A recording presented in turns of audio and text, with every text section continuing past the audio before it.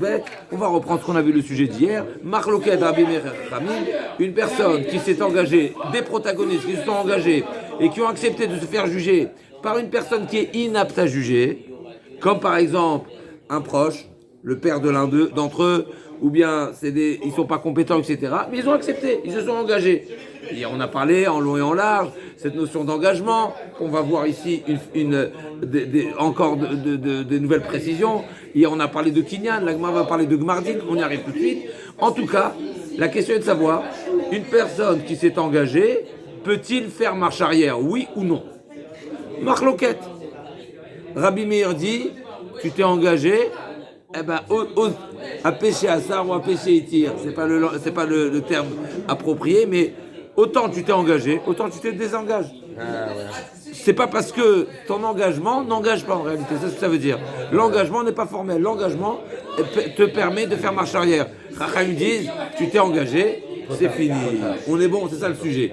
La question est de savoir à quel moment il souhaite faire marche arrière. Avant avant que le juge en question se prononce, ou même après. C'est la question. Ça va être la question de la Gemara. Quand est-ce que, jusqu'à quand il y a cette discussion-là entre Rabbi Meir d'un côté qui dit que je peux faire marche arrière et Chachamim qui prétend qu'il ne peut pas faire marche arrière. On se trouve quand? Avant? Après, dans quelle phase, à quelle phase exactement? Quelle phase de la procédure? Elle dit la Gemara. Donc on va prendre la Gemara. On se trouve Kavdalet Amoudbet, Mechila, une dizaine de lignes du haut, Amarish Lakish. Dizaine de lignes du haut, Amarish Lakish. Du haut, dizaine de lignes du haut, Amarish Lakish. Marloquet, Lifnei Gmardin. Tout le point de discussion entre Rabbi Meir qui autorise la rétractation et Chachamim qui n'autorise pas la rétractation, c'est avant que le Dayan se soit prononcé, avant qu'il tranche. C'est seulement à ce moment-là, jusqu'à ce moment-là plutôt, que Rabbi Meir autorise la rétractation. Une fois que le verdict a été prononcé, fini, c'est trop tard. D'accord, c'est déjà acté. C'est déjà le fait d'avoir prononcé le verdict, c'est comme si c'est acté, comme on a dit, une chose, une transaction, tant qu'elle n'est pas actée, on peut faire marche arrière. Pour ne pas qu'il y ait...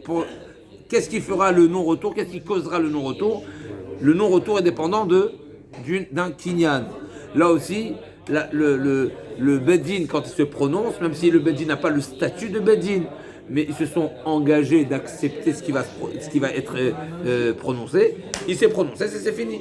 C'est trop tard. Donner ses données, reprendre ses volets. Alors on avait vu dans le passage précédent de quoi il s'agit.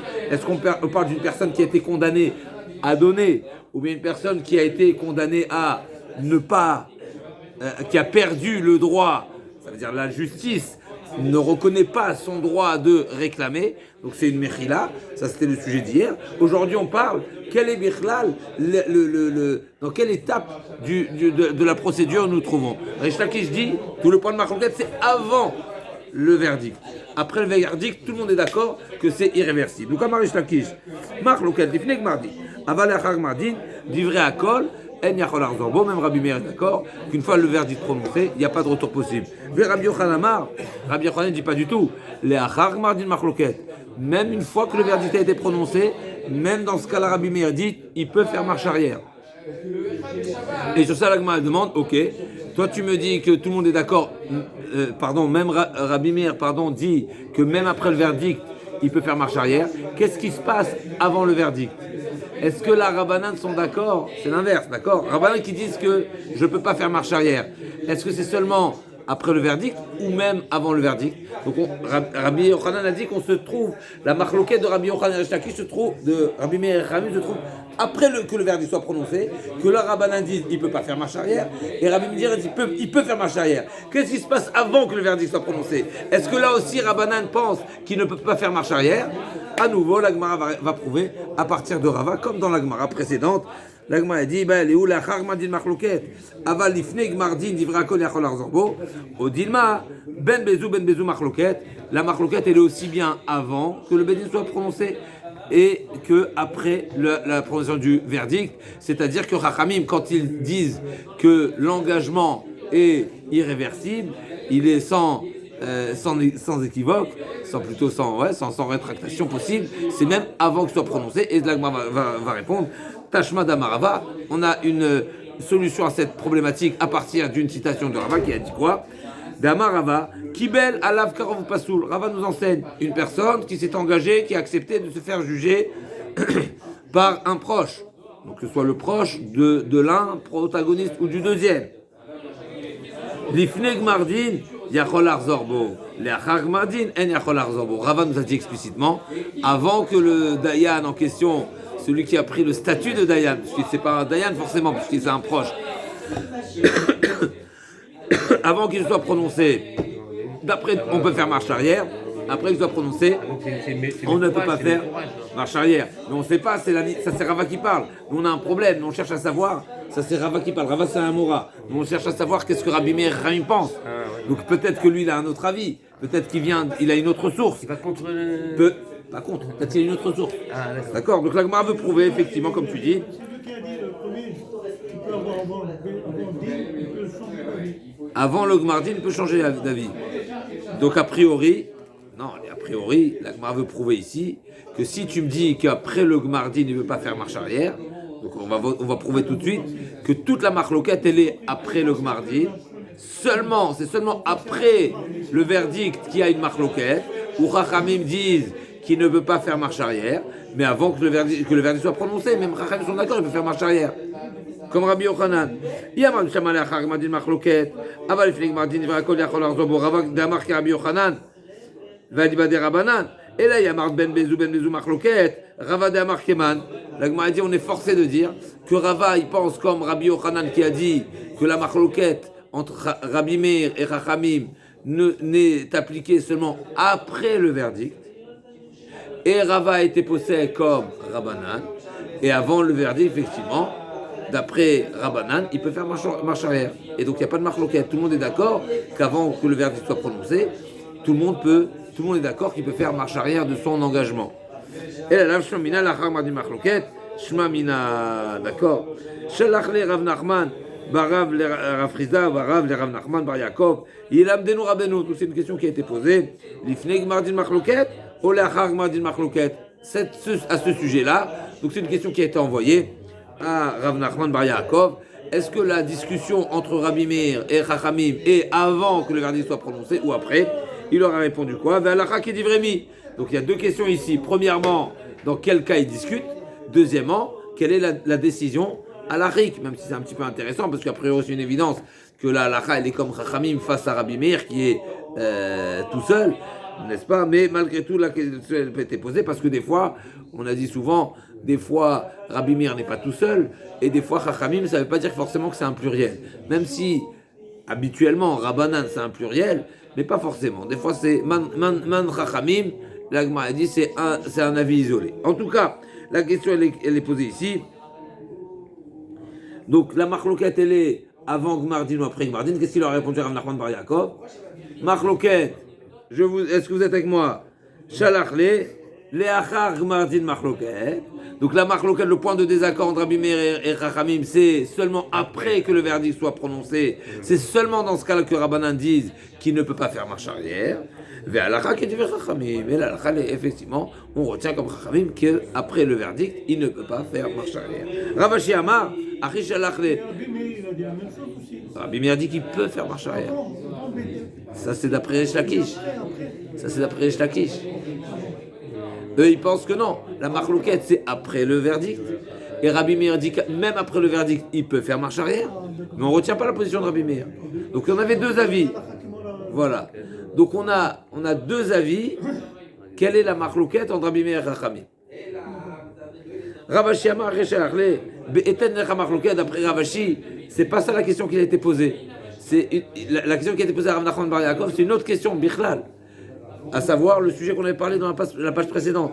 Est-ce que le point de discussion, c'est quand il y a un engagement de payer ou quand c'est un engagement de céder un droit?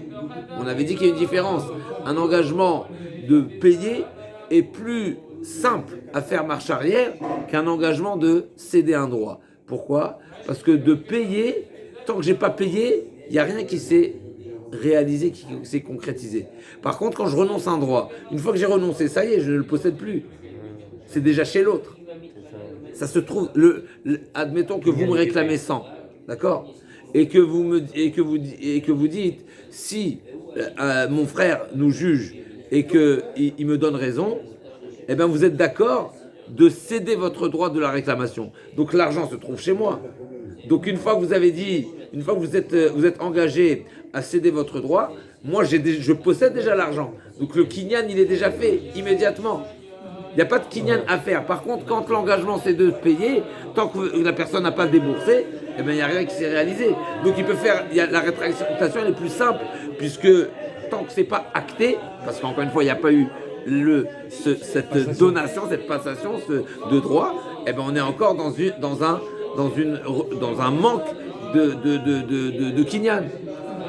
D'accord? Donc, Ravashi dit, la question qui a été posée à Rav Nachman Bar Yaakov, c'est pas est-ce que la halakha, c'est pas dans quel cas se discutent Rabbanan et Rabbi Meir, est-ce que c'est avant le verdict ou après le verdict, et est-ce que la halakha est comme Rabbi Meir, mais la question a été posée, est-ce qu'on parle de Eten Lecha, où il y a un engagement, le sujet de discussion est lorsqu'il y a un engagement à débourser, à verser, à payer, à donner, et donc il n'y a pas eu le kinyan encore qui a été réalisé, et sur ça, Chachamim disent, malgré tout, il n'y a pas de retour possible, ou bien non, la marloquette est seulement quand un des deux cède ses droits. Et c'est seulement dans ce cas-là que Rabbanan disent qu'une personne qui a cédé à ses droits, il n'y a pas de retour possible, parce qu'il n'y a pas de kinyan nécessaire. Il ne manque pas de kinyan. Parce que le kinyan est déjà naturellement établi.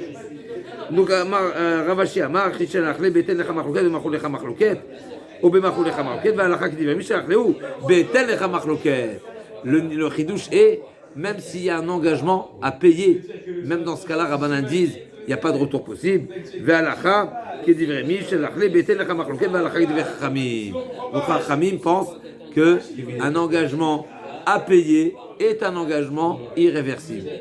Donc c'est un autre sujet maintenant, on n'est pas avant le verdict ou après le verdict, c'est pas ça le sujet, c'est est-ce que l'engagement il consiste à payer ou à ne pas réclamer. C'est deux types d'engagement. Bessoir maintenant, Amar Avraïna Bachalmeya, Shalcholim Berav Lishmuel, il a venu Rabbeinu Lifnei Gmardin Vekanu Miyadomai, Shalachle El Achar Kinyan Klou. Le sujet initial que nous avons évoqué quand nous avons parlé on a commencé cette souga, on a posé la question, il y a kinyan ou il n'y a pas kinyan? La réponse, la conclusion de ce sujet, on reprend, il y a, on va dire, 3 paramètres. Est-ce qu'il y a kinyan ou pas kinyan? C'est la fin de la Gemara. Est-ce que c'est un engagement avec kinyan ou pas? La Gemara conclut, s'il y a kinyan, il n'y a pas de discussion. Et donc le kinyan sera valable. D'accord? Nous on avait évoqué qu'il y a une possibilité que certains kinyanim ne sont pas pris en compte, ne sont pas valables, n'ont pas de conséquences. Là, la Gemara nous dit d'une manière simple et évidente, s'il y a kinyan, c'est une évidence.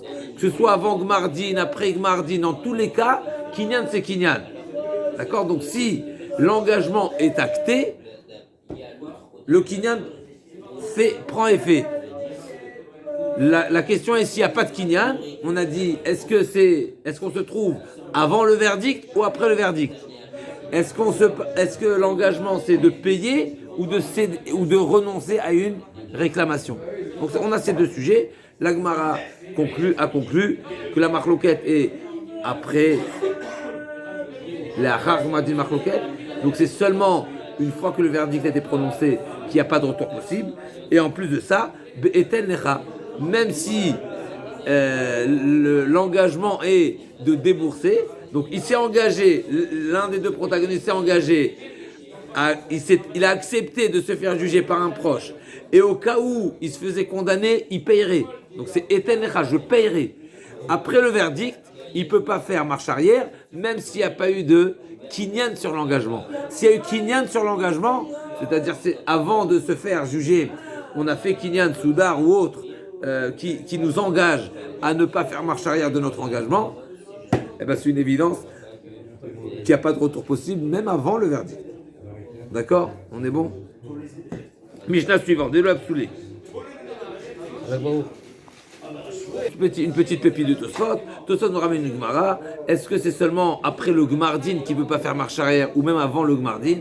Tosfot nous dit, il y a une Gemara qui nous présente un cas, une personne qui est réclamée et le réclamé fait l'offre au réclameur, jure-toi, à toi, je t'offre la chance de jurer et si tu jures, je te paye. Et bien dès le moment où il a formulé cette proposition, il n'y a pas de retour possible. Et a priori, d'accord? Et non, c'est marqué. Dès le moment où il a fait l'offre, a priori ici, il n'y a pas eu de ni kinyan, c'est etel necha, ça veut dire c'est un engagement de payer, et il n'y a pas eu de gmardin.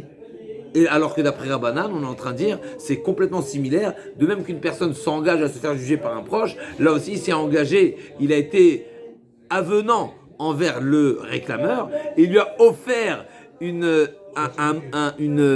façon d'accepter de le payer s'il venait jurer, mais il n'a pas encore juré. Comment se fait qu'il ne peut pas faire marche arrière? D'après Khamim, avant le Gmardin, sans Kinyan, tu peux faire marche arrière. D'après toi, tu peux faire marche arrière. Ça, c'est la question de Tosfot. Il répond Tosfot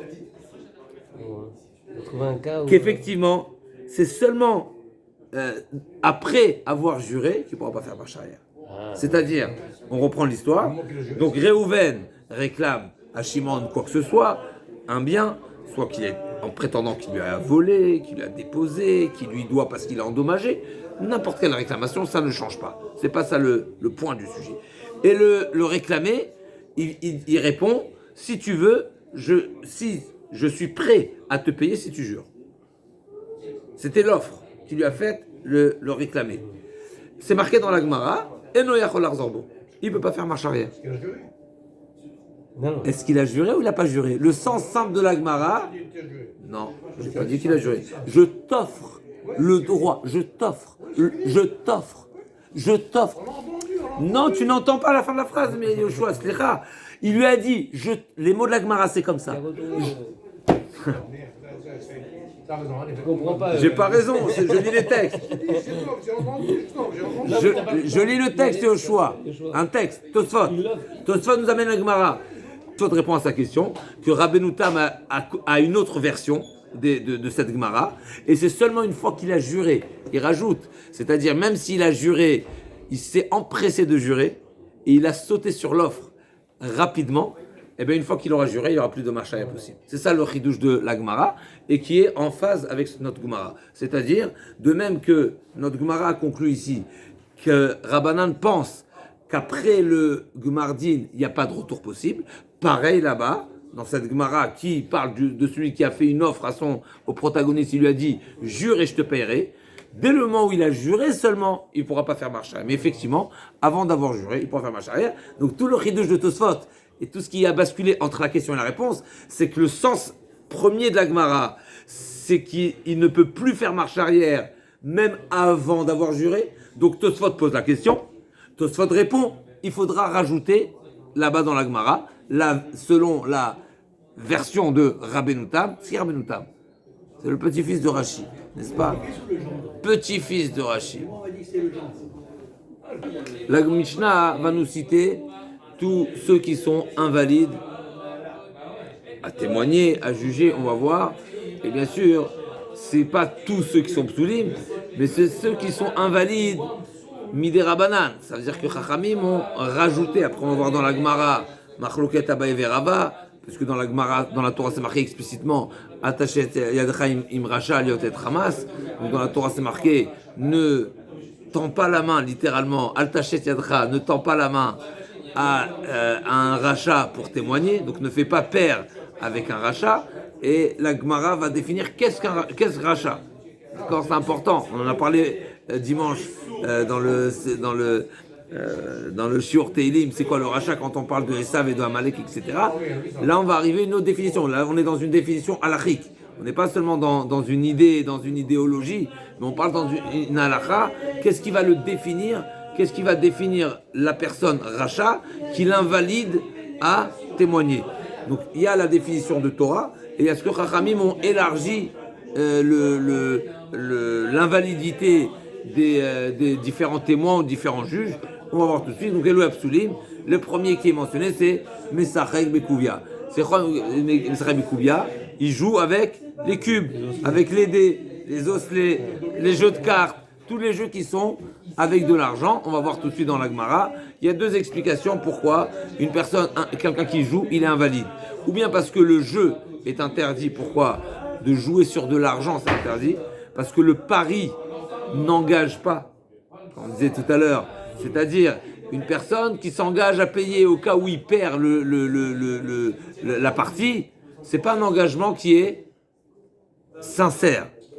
Approche-toi. Approche-toi. C'est pas un engagement sincère. Si c'est pas un engagement sincère, donc je t'ai dit si je perds, je paye 100 €. D'accord? Le fait d'accepter les 100 €, c'est comme du vol. Comme du vol. Pourquoi? Parce qu'en réalité, la personne va payer à contre-cœur. En réalité, son engagement est nul et donc il ne me doit pas l'argent. Si j'accepte l'argent qu'il va me donner alors qu'il a perdu le pari, c'est comme du vol. C'est pas du vol, c'est comme du vol, puisque à retenir la phrase magique Asmarta lo kanya, un engagement qui est dépendant de quelque chose qui n'est pas entre mes mains d'accomplir et qui n'est pas certain, qui n'est pas déterminé, ça dépend de la chance, n'est-ce pas? C'est un engagement fictif, pas sincère, donc ne prend pas effet. Donc je ne dois pas cet engagement. Si je le paye quand même, certes, extérieurement, c'est de mon propre gré, parce qu'il ne l'a pas arraché, il me le donne, il me le paye de son propre gré. Mais du fait que ce n'est pas de tout cœur, c'est comme du vol. Donc les joueurs de cartes qui jouent sur de l'argent Chachamim leur ont donné le statut de voleur. Ce qu'on appelle Gazlan Midivrehem. Selon Chachamim, ils ont le statut de voleur. Et le voleur, il est invalide. Ça, c'est la première explication. Deuxième explication, on pense que Asmarta Kanya, un engagement, celui qui s'engage à payer s'il perd le jeu, c'est un engagement valide. C'est pas ça la problématique. C'est que si ses ressources de Parnassa ne sont seulement le jeu, alors Enomitasek Bishuvo Shelolam, il n'a pas une vie, on va dire, sociale normale. Il ne développe pas le monde, son activité n'est pas reconnue socialement. On simplifie, mais il y a bien sûr des explications, des profondeurs à tout ça. Eh bien, il est invalide. Chachamim aussi l'ont invalidé. Pourquoi? Pour une seule raison, une crainte. De même que le voleur, il risque de juger, de témoigner à faux si on lui donne un billet. Pareil, celui qui n'a pas de vie sociale et qui n'a pas de considération, etc., envers le monde du travail, là aussi pareil, il n'a pas la vraie valeur des choses et donc il risquerait, entre autres, on va voir tout ça précisément dans la Gemara, Blaise Artachem, avec certaines phrases de Hachem qui vont compléter, et donc ils sont invalides. Ça, c'est ce que Chachamim ont invalidé les joueurs. Donc Mesachai Bekouvia, Elou Absulim, le premier, Mesachai Bekouvia, va Malvé Beribit. Alors Malvé Beribit, c'est quelqu'un qui prête avec intérêt. Celui qui prête avec intérêt, c'est un interdit explicite, n'est-ce pas, dans la Torah. Maintenant, c'est quoi la raison pour laquelle il est invalide? Pourquoi celui qui mange pas kasher, il est invalide? On va voir, c'est discuté. Mais celui qui transgresse Shabbat ou quoi, il est invalide? Pas forcément. Alors pourquoi celui qui prête avec intérêt, il est invalide? Parce qu'il a un vice, il a un faible du gain de l'argent. C'est-à-dire, celui qui est prêt à transgresser un interdit de la Torah pour gagner de l'argent, on craint qu'il sera prêt à témoigner à faux pour gagner de l'argent. On est bon? La logique, elle est simple. On est bon, Mordechai? Une personne qui est prête à transgresser un interdit de la Torah pour gagner de l'argent, eh ben on craint qu'il témoignera faux pour gagner de l'argent. Donc celui qui Mesachai Bekouvia, celui qui Malvé Beribit, qui prête avec intérêt, il est pas sous, il est invalide. Mafrichayonim, pareil, celui que c'est les courses, d'accord? Quintet plus, comment ça s'appelle? Les chevaux, avant les oiseaux, pourquoi il n'y a pas que les chevaux? D'accord, donc il faisait voler les oiseaux. Le premier des deux oiseaux qui arrive au comment on appelle ça, à l'arrivée. Oui, comment ça s'appelle? Pas le nid, le Ok. Le chauvard, comment on appelle? Un chauvard, c'est un pigeonnier. Pigeonnier. Le premier qui arrive au pigeonnier, ben, il gagne. On n'a aucun élément. Aujourd'hui encore, les chevaux, ils ont des. Ils sont étudiés, on connaît leurs capacités, on connaît leurs plus, leurs faibles, etc. Un oiseau qui vole, je l'ai pas, même si je l'ai éduqué à voler ou à arriver à l'autre bout, c'est pas l'homme échané. En tout cas, c'est aussi une sorte de pari qui est considéré Asmarta, et on revient à la même problématique de Messari Bekouvia. Sorare Shvit, c'est quoi la Sorare Shvit? C'est marqué dans la Torah. Les perros de Shvit, qu'est-ce qu'on fait des fruits de la Shvit? Les céréales et les légumes de Shvit, il n'y en a pas. Pourquoi? Ah ouais, c'est des commerçants de cheville, de fruits de cheville. Le céréal de Shvit, il n'y en a pas. Il n'y en a pas. Il n'est pas censé avoir. Pourquoi? Parce que la Torah nous a interdit de. Sauvage peut-être, non? Chazak, effectivement, les sphérimes. Mais normalement, il n'y en a pas. Pourquoi normalement il n'y a pas de céréales? Parce qu'on n'a pas cultivé la terre. Parce qu'on n'a pas cultivé. Mais les fruits, les fruits, ils poussent tout seuls. Ils poussent tout seuls. Il a fait mode. Qu'est-ce qu'on fait avec les fruits? Qu'est-ce qu'on fait avec les fruits de la 7e année? Tout le monde peut les consommer. Non, ça, on avait dit ça une fois. Tout le monde peut les consommer. Tout le monde peut les consommer. Chazak.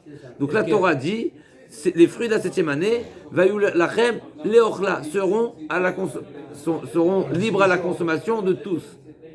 Et d'ici on apprend, leochla, velo lisrora. Tu peux les consommer, la prioute, autant que tu veux, mais tu ne feras pas de commerce avec. Donc c'est pas à vendre. C'est efker. Est-ce que j'ai le droit de les vendre? J'ai ramassé les fruits de Shvit, d'accord? Moi-même, mes propres fruits. Ou vous êtes rentré chez moi et vous avez récolté des fruits. Est-ce que vous avez le droit de les vendre? On n'a pas le droit de les vendre. Les manger, pas vendre. Donc ceux qui vendent des fruits de Shvit, ils sont considérés à nouveau comme des personnes qui transgressent un interdit de la Torah pour un intérêt financier. Automatiquement, ils sont invalides et on ne va pas retenir leur déposition. Pourquoi? Parce que s'ils sont prêts à commercialiser des fruits que la Torah interdit pour l'appât du gain, eh bien pareil, ils sont soupçonnés aussi également. Ils pourraient être capables de témoigner à faux pour de l'argent. Sarai Kouvia, Malvé Beribit, Mafreyonim, Sochare Shvit, c'est tout dans la même catégorie. S'il y a de l'argent, ils sont faibles quand il y a un intérêt d'argent. Là, on parle de Sochare Shvit. Ils commercialisent les fruits de Shvit. Ensuite, la Gemara dit, il a changé. Mishirabou Anassim, Chazrou Likrotan, pardon, Mechila, Amar Rabbi Shimon, Bitrila Yukurim Otam, Osve Shvit. Mishirabou Anassim, Chazrou Likrotan, Sochare Shvit. La Gemara va s'expliquer de quoi il s'agit ici. Au départ, on les appelait Osve Shvit, c'est-à-dire qu'ils ne faisaient seulement que ramasser les fruits de Shvit, et ensuite ils ont commercialisé. De quoi il s'agit? La Gemara va dire, Mishirabou Anassim, c'est-à-dire qu'ils étaient forcés à payer les impôts, donc les Chachamim n'ont pas condamné ceux qui ramassent les fruits de Shvit ou les sfirim de Shvit et qui les payent en tant qu'impôt, parce que finalement on était forcés. Mais ils ont invalidé ceux qui faisaient du commerce. Donc c'est en deux temps, on va voir dans la Gemara. Amar Rabbi Yehuda et Matai, Bisman Shenem Umanut, et là où Rabbi Yehuda revient sur ceux qui ont été invalidés. Quand est-ce qu'ils sont invalides? Seulement si c'est leur seule source de Parnassa. Shenem Umanut, ils n'ont pas d'autre métier si ce n'est celui-là. C'est des parieurs, ils sont toute la journée au café. On en voit plein. On rachète peut-être pas d'égoïme, n'est-ce pas? Mais en tous les cas, celui qui n'a pas de métier et qui ne vit que seulement sur ses ressources, c'est le jeu. Alors là, effectivement, ils sont invalides.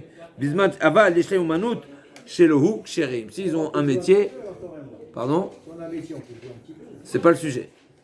On parle de celui qui est invalide. On n'est pas en train de dire ce que c'est autorisé ou interdit. On est en train de dire que celui qui transgresse cet interdit, n'est-ce pas, il est invalide à témoigner. Maintenant, est-ce que ça veut dire que c'est autorisé?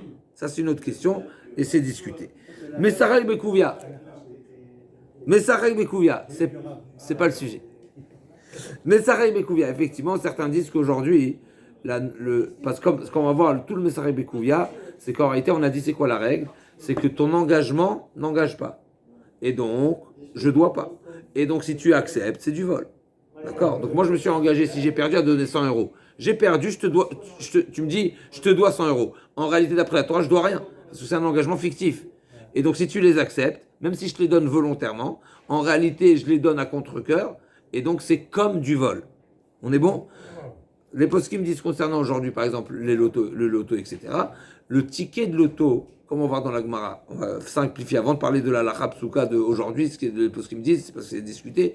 La Gemara va parler de celui, si j'ai déjà déposé, avant le pari, j'ai déposé sur table l'argent. D'accord? Donc l'argent est déjà sur la Gemara, dit sur le tapis. Chazak Bor, la Torah va parler, la Gemara va parler du, comment on appelle ça, du plateau, hein, sur un plateau, n'est-ce pas? Il est sur le plateau. C'est le tapis Chazak Bor. Eh ben ça y est, j'ai déjà donné volontairement, avant même d'avoir joué, avant d'avoir perdu. Eh ben là-bas, il n'y a pas de problème de vol, parce que c'est déjà, c'est un vrai kinyan. C'est-à-dire, dès le moment où j'ai mis l'argent, j'ai posé l'argent. Non, c'est pas ça le sujet. Écoute, le mot il est simple. Il y a kinyan. Quand est-ce qu'on a dit que Asmarta, Lokania, c'est parce qu'il y a seulement un engagement qui n'est pas acté? Ah ouais. Si c'est pas acté, c'est pas définitif. Si c'est pas définitif, je te le dois pas. Si je te le dois pas, c'est du vol. Mais si c'est acté, halachiquement parlant, comme par exemple je l'ai posé déjà sur le tapis. C'est pas sur le tapis exactement, c'est sûr, encore une fois, il y a eu Kinyan, donc l'argent je la dois. Si l'argent je la dois, c'est pas du vol. Certains postes qui me disent, du fait que le papier de la loterie, n'est-ce pas, quand tu joues au loto, il te délivre un ticket. Est-ce que ce ticket, il a une valeur marchande? Oui ou non? Oui. Donc c'est un objet, donc ils te vendent quelque chose qui a de la valeur. Donc c'est pas, ils te vendent pas du vent, ils te vendent quelque chose qui a de la valeur. Ça s'appelle une transaction. Même si, on va dire, le fond, la raison de la valeur de ce papier-là, ce reçu, d'accord? Toi, t'as joué au loto. D'accord? Combien? C'est quoi la première mise? 2 euros. 2 euros, 2,50, 1 euro, l'homme est chané. Ou un jeu à gratter. Est-ce que légalement, il a une valeur marchande? Est-ce que tu peux le vendre? Je comprends pas. Avant la loterie, il a une valeur, ce papier ou pas? Ben voilà, il a une valeur. Il a une valeur marchande. Il a une valeur fixe, une valeur marchande. Donc je te vends quelque chose qui vaut quelque chose. C'est comme un produit qui va périmer, n'est-ce pas? Mais avant la date de péremption, il a une valeur. Après la date de péremption, il n'est plus vendable, donc il n'a plus de valeur. Il perd sa valeur sans rentrer dans la valeur marchande, etc. Mais pareil, un ticket de loterie, avant la loterie, c'est une valeur. C'est une valeur marchande, officielle, d'accord? J'ai le droit de le vendre, c'est le prix, on va dire, juste pour l'information, dans certains pays, ils vendent les tickets de loterie des États-Unis. À l'époque, on pouvait pas, c'est pas comme aujourd'hui si facilement où tu peux jouer aux loteries en ligne, etc. Et tu peux jouer de n'importe, je sais pas, mais probablement de tous les pays. Aux États-Unis, il y a des loteries, je sais pas quand, tous les je sais pas combien de temps, en milliards. Donc c'est en milliards. Il y avait des tickets, donc ils vendaient des tickets de loterie, je me souviens, sans donner la précision où c'était, mais j'ai déjà entendu parler, qui vendaient des tickets de loterie des pays étrangers comme ceux-là, comme aux États-Unis, dans d'autres pays, mais il fallait le ticket. Il n'y avait pas le jeu en ligne, d'accord? Donc ils vendaient les tickets. Ce ticket-là, donc ils te vendaient un ticket qui vaut aux États-Unis 1, 2, 5 dollars, ils te le vendent à 10 dollars, à 20 dollars dans d'autres pays. Parce qu'en réalité, c'est des personnes qui ont acheté et qui sont venues avec. Mais ils te vendent le ticket. Ils te vendent le ticket. Donc des fois, le ticket, tu peux même le vendre plus que le prix. Admettons qu'on est après la fermeture des bureaux, n'est-ce pas? À quelle heure on peut plus jouer? 8h. 8h. À 8h15, vous savez quoi? J'ai un billet de loterie pour ce soir qui est de 10 millions, 20 millions, 500 millions l'homme chané. Je l'ai payé 1 euro, je le vends 10 euros. Qui est-ce qui est acheteur? Il y a des gens qui achètent ça, n'est-ce pas? Ou les joueurs, donc l'homme chané, n'est-ce pas? Donc encore une fois, c'est les postes qui me disent, du fait que c'est un bien qui a une valeur, qui peut être marchandé, eh ben, ça s'appelle que j'ai acheté, je détiens dans mes mains un bien qui a de la valeur. C'est plus de la smarta.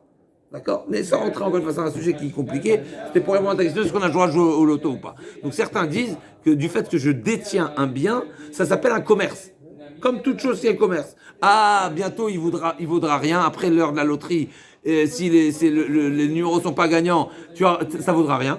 Ok, comme un bien qui a une date de péremption. Eh ben, une fois qu'il y a une date de péremption, mais une fois périmé, mais ça vaut rien. Ok, tout ça c'est pour. Ok. Donc on a dit Rabbi Yehuda. On avance. Mais Sachai Bekouvi à l'Agmara dit Maïka Avid. C'est quoi la problématique? Pourquoi on invalide le joueur? Qu'est-ce qu'il a fait? Le pauvre. 24b. Kaf Dalet Amoudbet. Kaf Dalet Amoudbet. En bas de la page après la Mishnah. Gemara. Mais Sachai Bekouvi à Maïka Avid. C'est quoi? Pourquoi il est fautif? Pourquoi il est invalide? Pourquoi on le condamne? Amar Rabbi Machama, Mishum Dave Asmarta. Le jeu, c'est Asmarta, c'est-à-dire c'est un engagement qui n'est pas valide. Et donc, quoi, Vasmarta, Lokania, Rafshet Amar, Kolga et Gavna. Donc, premier avis, on a dit, le joueur, c'est un problème d'Asmarta, donc un problème de vol. Deuxième avis, Amar Rafshechet, Kolga et Gavna, la Vasmartaï. Et là, les filles chez Nasuki, Mishuo chez Olam, mais c'est parce que ils ont un problème ils ne vivent pas, ils n'ont pas de vie sociale. On va voir tout de suite. La Gemara va poser la question à partir de... C'est pour ça que lorsqu'ils n'ont pas d'autres métiers, donc ils ne sont seulement joueurs, c'est pas des gens qui ont une certaine, on va dire... Une hygiène de vie qui entraîne quoi? Un manque de conscience. Parce que si on n'a pas de valeur, si on n'a pas une hygiène de vie, on n'a pas une discipline qui est chashouva, qui est stable et qui a une certaine considération pour la vie, eh ben automatiquement on pourrait être amené aussi à mentir, avoir un faux témoignage parce on valorise pas les choses. L'Agma a dit les fiches Maï Benayou, Ika Benayou des Gamar, Umanuta Achiti. L'Agma a dit donc quelle est la différence entre les deux explications? Est-ce que la raison de l'invalidité c'est parce que c'est un voleur ou la raison de l'invalidité c'est parce que il n'est pas préoccupé par le développement du monde? Mais tout simplement, s'il a un autre métier. S'il joue à côté, ou bien s'il ne fait que jouer. D'après la première explication qu'il est considéré voleur, ça dépend, ça change pas si je vole un peu ou je vole beaucoup. T'es invalide. Par contre, si la raison de l'invalidité, c'est parce que tu n'as pas de métier. Donc celui qui a un métier, et avant de rentrer à la maison à 7h du soir, il passe un quart d'heure au tabac, lui, il n'aura pas de problème. Donc là, comme a dit, Nan, Amar Abidai Matai Bizan Shenem Manutelaou, Avec chez Loou, Ksherim, Alma Tamad Matim, Shumishou chez Lolamou, Kashem Bachama, Vechitema, Pligé, Rabanan et Rabiuda. L'Agma a dit, donc on a une preuve de la suite de la Mishnah, que si les joueurs en question, ils ont un autre métier sous la main, donc ils sont actifs, ils sont cachers. Donc forcément, la raison de l'invalidité, c'est pas le vol. La raison de l'invalidité, c'est quoi? C'est l'activité professionnelle. L'Agma a dit, donc on a une preuve à partir de Rabbi Yehuda, que la raison de l'invalidité est comme Rav Shechet et pas comme Rami Bachama. L'Agma a dit, mais peut-être Rabbi Yehuda il est cholek. Peut-être c'est une marloquette entre Rabban et Rabbi Yehuda. L'Agma a dit pas du tout. Il y a une règle. Chaque fois que Rabbi Yehuda dit Ematai, Bisman, etc., il ne vient seulement que préciser. C'est pas une marloquette, c'est pas qu'il est en désaccord. Il vient rajouter une précision.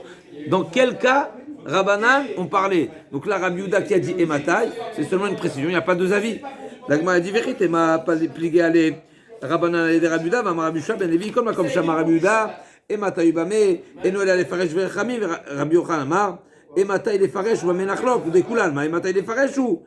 Donc l'Agma a dit Rabbi Yehuda et Chacham ne sont pas en désaccord, et donc forcément, on a ici une Mishnah explicite qui, a priori, pense que la raison d'invalidité du joueur n'est pas à cause du vol, mais seulement à cause d'une incivilité, n'est-ce pas? Il est pas incivilité, mais il n'est pas, oui, il n'a pas de vie, il n'a pas de considération pour la vie et pour le monde, et donc il y a ce risque du mensonge, etc. Et donc effectivement, s'il joue un petit peu et il a un métier, un petit peu, en tout cas s'il vit, ses ressources de Parnassa proviennent de son métier professionnel cachère, eh bien il n'y aura pas de problème. L'Agma dit Gavra Karamit, Rabbi Yochanan, Mar Savar Pligo, Mar Savar le Pligué. L'Agma dit Vélo Pligué, donc effectivement, Rami Bachama va te dire qu'effectivement Rabbanan sont en désaccord avec Rabbi Yehuda. Ah, Rabbi Yoshua ben Levi a dit qu'ils ne sont pas en marloquette. Rabbi Yochanan dit qu'ils ne sont pas en marloquette. Effectivement, Rabbi Yoshua ben Levi pense qu'il n'y a pas de marloquette. Rabbi Yochanan pense qu'il n'y a pas de marloquette. Et Rav Shechet pense qu'il y a marloquette. Et donc Rav Shechet pense qu'effectivement Rabbi Yehuda n'invalide seulement celui qui n'a pas de métier, Vechachamim invalide même celui qui a un métier. L'Agma, elle revient. Vélo pligué, est-ce possible de dire qu'il n'y a pas de marloquette? Je vais t'amener une preuve que forcément il y a une marloquette, et donc Rabbanan invalide dans tous les cas, même s'il a un métier. Vélo pligué, va tania ben chez Shlomo, ben chez Lohou, ben chez Elo Manout et Laou, arrêtez pas soul. Donc l'Agma a dit explicitement, j'ai une braïta qui nous dit que dans tous les cas il est invalide. Donc forcément, c'est que Rabbi Yehuda est en désaccord avec Chachamim, plutôt que Chachamim invalide tout le temps, et ça dépend pas de s'il a un métier professionnel ou pas. Et Rabbi Yehuda n'invalide seulement s'il n'a pas de métier. L'Agma a dit aïe, Rabbi Yehuda mishum Rabbi Tarfon il est Tanya, Rabbi Yehuda mishum Rabbi Tarfon olam en echad mehem nazir, les filles shelo nitnan nezirut ela leafla. Donc l'Agma a dit effectivement cette position-là suit l'avis de Rabbi Tarfon, Rabbi Yehuda de Rabbi Tarfon, qui dit que le לעולם אין אחד מהם נזיר לפי שלא ניתנה זהירות אלא להפר. Alors, Rabbi, pour la parenthèse, comme on étudie un petit peu Nazir, chez l'unité Nézirot et la place, c'est marqué dans la Torah, Ish qui affli dans Neder Nazir, Nazir Lachem. Ish qui affli, c'est quoi qui affli? Il prononce Clairement. Félé. Clairement, voilà. Donc, quelque chose de. Ouais, clairement. D'après Rabbi Tarfon, celui qui aurait dit, par exemple, si un homme qui dit comme ça, je parie que cette personne est nazir, ou je parie que cette personne n'est pas nazir, et s'il est nazir, je serai nazir également. Est-ce que c'est un engagement? Il dit Rabbi Tarfon non. Pourquoi? Parce que c'est un engagement qui est en suspens. C'est-à-dire, la définition d'un engagement, c'est un engagement qui prouve ou qui exprime une détermination au moment de l'engagement. Si au moment de l'engagement, mon engagement est dépendant de quelque chose une donnée que je ne maîtrise pas ou de quelque chose qui n'est pas encore certain pour moi, c'est pas un engagement. Ça c'est la position de Rabbi Tarfon. Donc l'Agma a dit là-bas, Rabbi Tarfon nous dit, donc Rabbi Yehuda au nom de Rabbi Tarfon, effectivement, là-bas ça concerne l'enseignement là-bas, mais effectivement on a trouvé que on n'a pas de preuve que le hémataï de Rabbi Tarfon, de Rabbi Yehuda, est forcément une marloquette, parce qu'effectivement là-bas, ça rejoint l'avis de Rabbi Tarfon. On reprend, la Gemara a dit au départ, elle a rapporté Rabbi Yehoshua ben Levi, qui dit que le hémataï n'est seulement une précision, mais pas une opposition. La Gemara amène à ça, et donc c'est une objection sur Rami Bachama. La Gemara dit non, Rami Bachama n'a pas le devoir de se soumettre à l'interprétation de Rabbi Yehoshua ben Levi. Lui, il a une autre vision des choses. Lui, il considère que hémataï peut être une marloquette. Donc effectivement, Rabbanan et Rabbi Yehuda sont en désaccord. La Gemara, elle a poursuivi, elle a dit, mais j'ai une braïta qui t'oblige de dire que Rabbi Yehuda et Rabbanan sont en désaccord. Pourquoi? Parce que c'est marqué explicitement que dans tous les cas, le joueur est invalide. Qu'il ait un métier ou qu'il n'ait pas de métier. Qu'il ait un métier ou qu'il n'ait pas de métier. Il est invalide. Donc forcément, Rabbi Yehuda a une position plus sévère que Rabbanan. Mechila, ça veut dire que Rabbi Yehuda, Mechila, dans la braïta c'est marqué, Mechila, dans Rabbi Yehuda il dit, non, la braïta il dit pas au nom de Rabbi Yehuda, il y a une braïta qui nous dit que le joueur il est toujours invalide, donc forcément Rabbanan sont sévères, et donc il y a une opposition, il y a un désaccord entre Rabbanan et Rabbi Yehuda, forcément. La Gemara dit non, c'est pas une preuve, pourquoi? Parce que ça c'est la position de Rabbi Tarfon. Ok. C'est pas la position de Rabbi Yehuda lui-même, c'est la position de Rabbi Tarfon. Ok. Les Khamim sont plus marmir que Rabbi Yehuda là, dans le Mishnah, non? Khamim, ils disent qu'en fait, dans tous les cas, c'est interdit. Même si on a Oumanut, on n'a pas Oumanut. Khamim, non, c'est pas ça? La réponse de la Gemara, c'est que Chachamim pense, Chachamim et Rabbi Yehuda ne sont pas en désaccord, mais Rabbi Tarfon est en désaccord. Malvé Beribit, celui qui prête avec intérêt. Amarava, Lové Beribit, Pasula Edout. Qu'est-ce qui est marqué dans la Mishnah? Malvé Beribit. C'est quoi Malvé? Malvé, c'est l'emprunteur. Le prêteur. Le prêteur, le Lové. Malvé, c'est celui qui a le plus de mots, de lettres, pardon, dans le mot. Malvé, Mash'il, Maskir, etc. C'est le prêteur, c'est le loueur. Et le lové, c'est l'emprunteur. Qui est-ce qui est invalide, le prêteur ou l'emprunteur? C'est marqué dans la Mishnah, malvé. A priori, on est amené à interpréter, le prêteur est invalide, pourquoi? Parce que c'est lui qui reçoit les intérêts. Et c'est lui qui transgresse l'interdit de recevoir de l'argent qui ne lui revient pas. Par contre, l'emprunteur, c'est le payeur. Donc lui, il n'a pas encaissé de l'argent interdit. Il a payé. Alors effectivement, on sait très bien que l'emprunteur aussi transgresse. Mais lui, pour l'emprunteur, on n'a pas de raison de soupçonner qu'il sera prêt à encaisser de l'argent qui ne lui revient pas. Puisque lui, c'est le payeur. C'est pas l'encaisseur. C'est la question de la Gemara. La Gemara nous a amené à Marava, un enseignement nom de Rava. Lové beribit pas sous les doutes. Même l'emprunteur, il n'est pas saoul. La Gemara objecte. Cause du rébit. La Gemara objecte. Mais qu'est-ce que tu me dis? D'où tu m'as sorti cet enseignement que l'emprunteur, il est invalide? La Mishnah parlait du prêteur. Et donc peut-être seulement le prêteur, mais l'emprunteur il est cachère, comme nous avons dit, parce qu'il y a une différence. L'un il a encaissé de l'argent qui ne lui revient pas, l'autre il a payé de l'argent qui ne lui revient pas. Donc pour l'un, il y a un risque de se faire payer pour juger à faux, pour témoigner à faux, l'autre pas forcément. L'agma a dit, donc Vanat Malvé Beribit, l'agma a dit, tu sais c'est quoi la réponse à cette question? Il ne faut pas dire Malvé Beribit, mais Milva Ba Beribit. C'est-à-dire c'est un emprunt dans lequel il y a du ribit, et tout le monde va être invalide. Donc il y a même on sait très bien que qui est-ce qui transgresse l'interdiction de prêter béribit? C'est pas seulement le prêteur, c'est pas seulement l'emprunteur, mais c'est également les témoins et également les garants. Tout le monde transgresse. Et le sophère également, celui qui rédige la lettre de créance, tous ceux qui ont participé à cet emprunt-là transgressent l'interdit. Parce qu'il y a le rébit. L'interdit du rébit. L'interdit du rébit, tout le monde est. Parce que la Torah dit de l'otassim, etc. On apprend dans Gemara Baba Metzia, la Gemara détaille là-bas, que tout le monde est concerné par l'interdit du rébit. Donc en réalité, quand la Mishnah nous a dit malvé bérébit, on ne parle pas seulement du prêteur, mais on parle de celui qui est concerné par cet emprunt de rébit. Et donc même l'emprunteur. La Gemara a dit. Et tout le monde ne peut pas témoigner. Alors. Pour l'instant, on parle de l'emprunteur, mais on y arrive. Bonne question. Barbe Benitus, Asidoube, très sadé.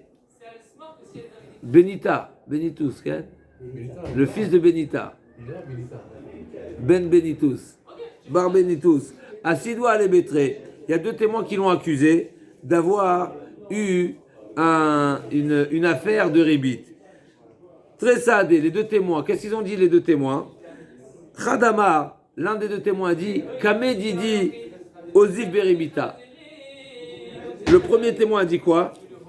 J'étais présent lorsque Kame Didi devant moi, il a emprunté Beribit. Vechadamar, et l'autre témoin a dit quoi? Les Didi Ozif Beribita. C'est à moi qu'il a emprunté Beribit. Donc lui-même, le témoin lui-même, il est le prêteur. D'accord? Passe les Rava et Barbenitus. Rava a invalidé l'accusé. D'accord? Alors que un des deux témoins, il est concerné a priori. D'accord? La Gemara dit Vea Rava ou Damar lové beribit pas sous la doute. La Gemara demande, je comprends pas. Mais le lové, le témoin, un des deux témoins, c'est lui-même l'emprunteur.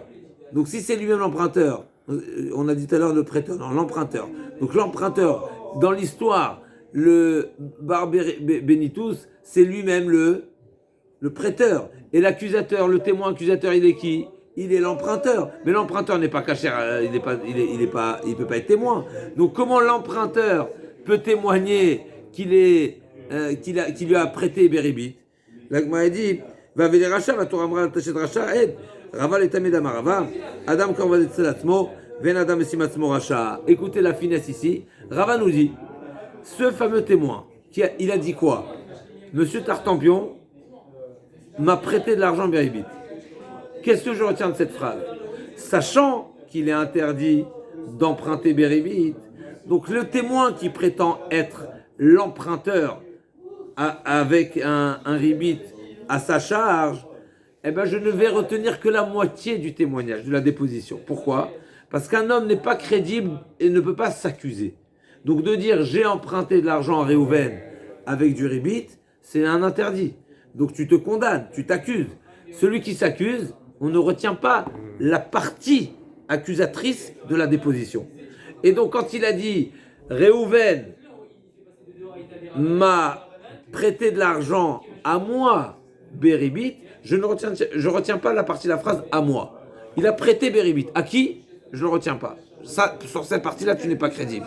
En Adam Esimas Moracha, un homme n'est pas crédible quand il s'accuse de rachat, et donc cette partie de la phrase, je la jette, et j'ai retenu seulement la première partie qui est Réhouven est un prêteur Béribit. C'est pas sympa ça. Non, parce que normalement que quand il y a un boucher, donc à l'époque le tabar, le boucher c'était le shochet, c'était celui qui était responsable et qui sort de toute la cachérisation de la cacheroute de la viande. Et donc il y a un tabar qui a vendu de la viande et qui s'est avéré qu'il a vendu de la viande pas cachère. On est bon? Il a vendu de la viande pas cachère. Qu'est-ce qu'il a fait Rav Nachman? Pas Rav Nachman. Véavré. Rav Nachman l'a invalidé. Et donc il a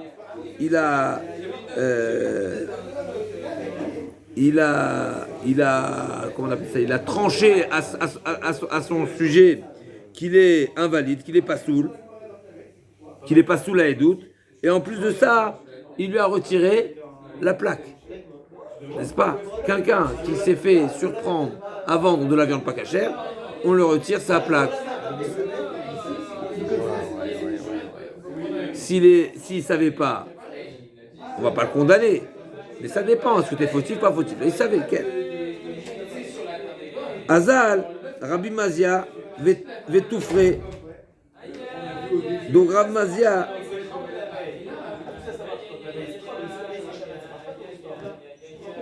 Mechila. Azal, il est parti. Azal, Rabbi Mazia, Vetoufré. Il est ce tabac-là, ce boucher.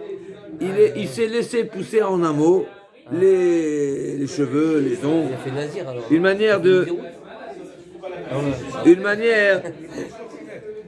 Une manière de montrer qu'il regrette et qu'il a fait tchouva. Donc Azal, Rabbi Mazé Vetoufré, ce tabac-là, c'est pas Azal Rabbi, c'est Azal, il est parti, virgule. Rabbi, il a fait pousser, Mazé Vetoufré, il a laissé pousser ses cheveux et ses ongles. Ça va, Rav Nachman a supposé, a compris de lui qu'il y avait un regret et une teshuva, et il a voulu lui redonner le droit d'exercice et le droit de le rendre cachère. Amarle Rava, il lui a dit, dis-moi, mais peut-être c'est un comédien. Oui. Et là, Maïta Kanté. Donc effectivement, c'est quoi la solution? Comment on va être amené à valider, à redonner, réattribuer la cache-route, n'est-ce pas, à quelqu'un qui a perdu sa crédibilité? Quelle est la solution pour une personne qui a été discréditée, donc qui a été surpris et donc qui a fauté, qui lui a donné qui lui a retiré la légitimité et la crédibilité de témoigner ou d'exercer comme ce tabac-là, ce boucher? L'agma a dit, Kidéravidi Baravin, Damaravidi Baravin, Achachoud à la tréfote, El Otakana, celui qui a été surpris, donc on l'a surpris à vendre du pas cachère, eh ben, il n'a pas de solution à Tcheyeler. Les Makom chez Makironto, jusqu'à ce qu'il aille dans un domaine, dans une région, une ville qui n'est pas connue, et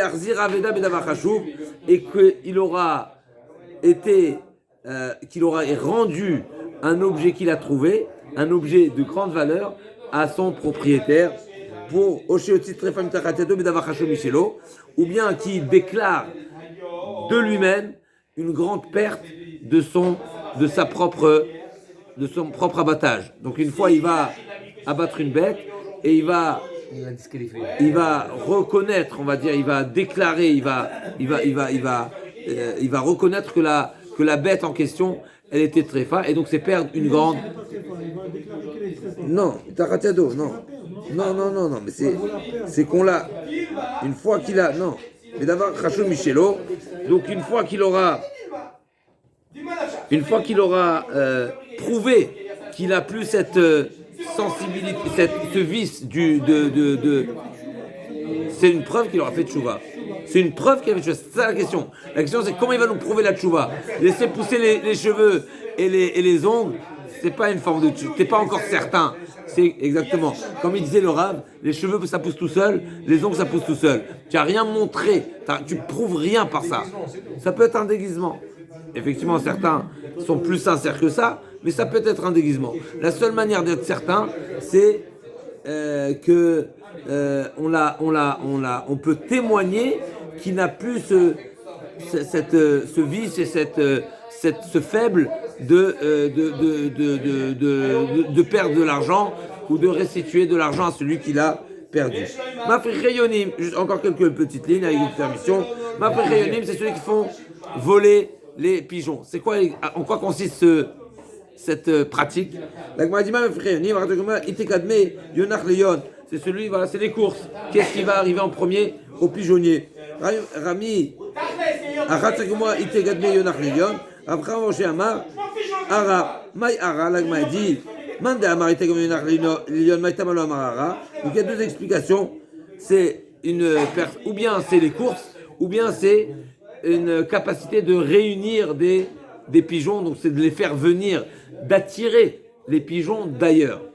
Donc la Gemara dit, il y a ou bien les courses, c'est une forme de asmarta comme on a dit tout à l'heure, ou bien c'est un vrai vol. C'est parce qu'il appâte, il attire, il fait venir des autres pigeonniers, des pigeons qui appartiennent à d'autres personnes. Donc c'est du vrai vol. La Gemara dit, celui qui dit Mandama etegadme yonach leyon matamalo ma'ara amalecha ara mipnei darkei shalom. On parle l'interdiction de dérouter, on va dire, les pigeons ou de les faire venir chez soi alors qu'ils sont ailleurs, d'après le premier. Juste un instant. Il a déclaré très fort, une bête très forte. Deux définitions, ma frère. Ou bien c'est des courses, ou bien c'est ceux qui font venir chez soi les pigeons. C'est-à-dire que j'ai réussi à les attirer d'ailleurs. Maintenant, la Gemara dit, c'est pas que je les vole à quelqu'un à qui le pigeon appartient déjà à Réhouven et moi je le prends. Ça c'est du vol manifeste, ça c'est du vrai vol. La question est de savoir, tant que le propriétaire, si on veut, celui qui a placé le pigeonnier, il n'est pas encore propriétaire réellement, concrètement. Parce que tant qu'il n'a pas pris le pigeon ne lui appartient pas. C'est des pigeons qui viennent migrer, n'est-ce pas, dans certains pigeonniers. Donc moi je place mon pigeonnier, ça va faire installer les pigeons, ils vont faire leur nid là-bas, ils vont pondre des œufs, etc. Et ça va se multiplier. Maintenant moi je les fais venir chez moi. Est-ce que le propriétaire du pigeonnier il est déjà propriétaire ou pas? La Gemara dit c'est une marloquette. D'après certains c'est seulement darkei shalom. C'est seulement une civilité, c'est seulement un code de shalom, et je ne suis pas voleur. Donc l'unité darkei shalom, pourquoi? Donc Yoneh Shovar Yoneh Aliyah, comme ça la Braïta dit dans Choulin, les pigeons qui sont dans les pigeonniers, j'ai pas le droit d'aller les prendre parce que ça appartient, c'est interdit d'aller prendre parce que c'est considéré comme du vol, mipnei darkei shalom. C'est pas du vrai vol, c'est mipnei darkei shalom. Donc la Gemara dit non, le fait de l'appartenance du pigeonnier n'est pas une appartenance du pigeon. Le pigeon vient du Hefker. Le pigeon, il est de passage. Le pigeon, c'est pas une appartenance au propriétaire du pigeonnier. Oui, mais le pigeon, non. Il a acheté de personne. Le pigeon est venu tout seul. Il n'y a pas de kinyan de pigeon, en fait. Il n'y a pas de kinyan. C'est de ça qu'on parle. C'est un pigeon migrant. Moi, admettons, j'ai un chauvard, j'ai un pigeonnier, est-ce que si je mets des marques sur les pigeons? L'autre avis qui a dit, justement, qu'on parle de celui qui fait déplacer les pigeons de chez son voisin, pourquoi il n'a pas dit les courses? Il dit parce que les courses, lui il a dit, la Mishnah qui a parlé des courses, mais quelle est la différence, la course ou les dés? C'est la même chose. Donc pourquoi la Mishnah va nous donner les deux exemples? Forcément, c'est que c'est deux catégories. Il y a la course, qui est les jeux, qui est le pari, et il y a toute forme de pari, N'est-ce pas? Il y a le loto, l'euro million, le keno, le millionnaire, le PMU, toute la liste. C'est une catégorie. On va pas toutes les lister. Il n'y a pas d'intérêt. Et donc forcément, les mafrichayonim de la Mishnah, c'est une autre catégorie. C'est pas les cours, c'est autre chose. Veidar Tanatolevidationo. L'Agma demande effectivement, c'est une question. D'après l'autre avis, le premier avis qui pense que les mafrichayonim, donc ceux qui font voler les oiseaux, c'est les courses. Ben, c'est la même chose que Messachak Bekouvia, c'est la même chose que le pari. Pourquoi la Mishnah nous a détaillé les deux catégories? L'Agma dit, c'est quoi la différence? Les dés, qui est-ce qui les jette? C'est le joueur. Et le pigeon, qui est-ce qui le fait voler? C'est le pigeon. Donc il y a un jeu qui est dépendant de mon jeu, et il y a un jeu qui est dépendant de mon pigeon. C'est pas la même chose, c'est pas le même niveau. Donc on a besoin de nous enseigner les deux. Utsira, pourquoi? Parce qu'on peut dire, tu sais quoi, c'est quoi la différence?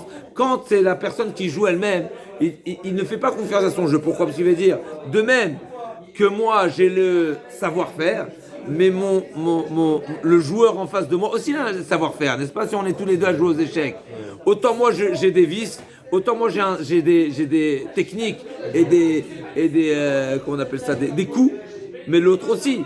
Donc je suis pas confiant à 100% en mon jeu. Des adat fait, ou bien l'inverse. Quand c'est moi qui joue, je peux supposer et imaginer que moi j'ai un pas d'avance, un jeu d'avance sur l'autre, parce que je sais que j'ai des facultés qu'il n'a pas.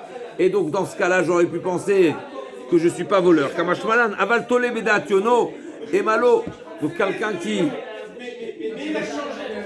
Donc la Gemara dit, le joueur, on aurait pu penser que lui, il ne se trompe pas. Pourquoi? Parce qu'il est persuadé. Lui, il était persuadé de gagner. Et donc quand il a perdu, c'est une vraie erreur. Encore une fois, la personne qui a perdu, elle pensait être certaine de gagner, parce que c'est lui qui joue. Le joueur personnel, il y a deux types de jeux. Il y a le jeu où je suis acteur, il y a le jeu où je suis spectateur. Quand je suis acteur, il y a une logique de dire que chacun pense être certain de gagner, comme deux équipes. N'est-ce pas? Il y a les paris d'équipe, de match, n'est-ce pas?